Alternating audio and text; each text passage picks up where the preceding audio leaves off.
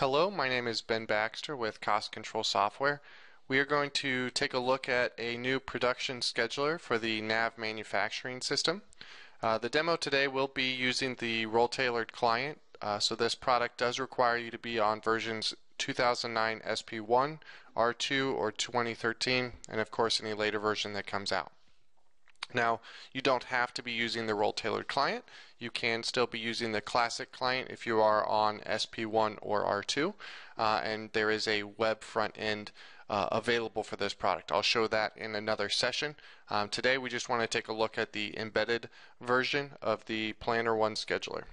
So I'm going to go ahead and click on my PlannerOne desktop. And this is going to show me the resource Gantt chart. This is a visual representation of the production orders in the system, all the operations that happen on them, your work centers, your machine centers. This is a visual, again, a visual representation of the data. So this is not data itself. It doesn't store things in other places. This is looking at the production orders in your system. So as soon as you add a new production order, it will be displayed on this Gantt chart up in this standby location up here. And then once it's been scheduled, it's obviously going to be across the different work centers, machine centers in your shop. So that's what happens.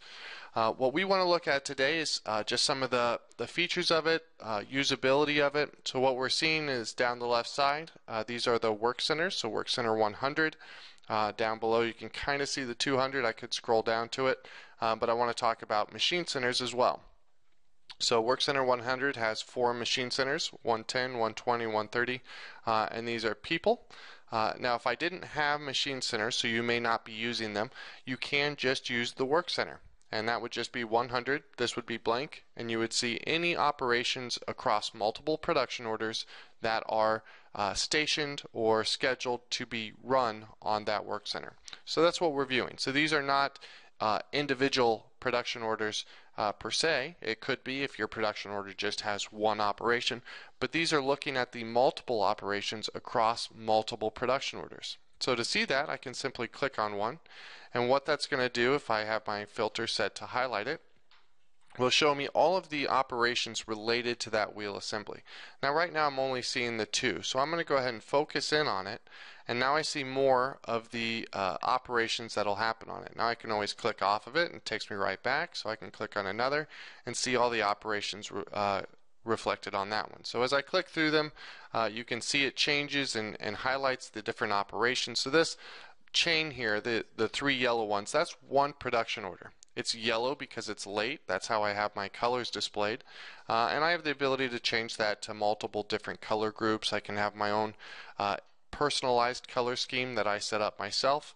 But I won't change that for now. I like the ability to visually see whether my operations are on time, being green, way on time, so they're going to finish well early, dark green, yellow, late, or red, being bad. That's going to be something that is late, but I cannot not correct it. It's already past its due date. So that's just something to visually see that information.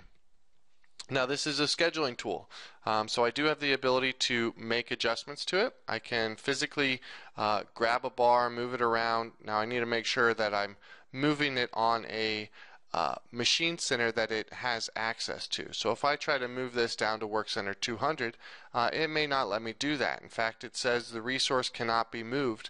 So that's important to note, is that based on the characteristics that are back in the Dynamics NAV system, the data that controls the router, the operations, all of it on where operations can happen, works out in here. It plays with the same logic. So when I try to move it to a machine center that it can't run on, it knows that. It moves it right back and says, oh, nope, sorry, can't do that.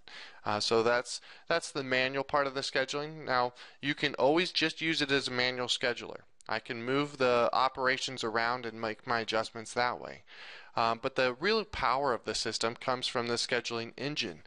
This has been powered by a production tool that has been out in the real world for over 20 years. So it has a very scheduling oriented algorithm that that many companies use. So it's a very powerful algorithm. I can't go into the details of it. Maybe we can talk about that in another session. But what it can do for you is simply say schedule, and it's going to readjust all of my operations to make the most optimal positions and use the most machines available to keep things on time. I also have the ability to schedule from. So if you are a company that uses a frozen period, so maybe 1 day, 2 days, or up to a week if you want to schedule the next week ahead, you can lock down a period where it won't make adjustments. Now for this demo, I'm just going to hit schedule and let it optimize the entire thing. So you can see some of the yellow went away, so now we have a lot more light blue, but a lot of the gaps have disappeared. So based on where it can fit in the most amount of operations on those machines, that's what it's doing. Now the hard part about this is I have to publish it, and by hard I mean I click one button and say OK, and that's it.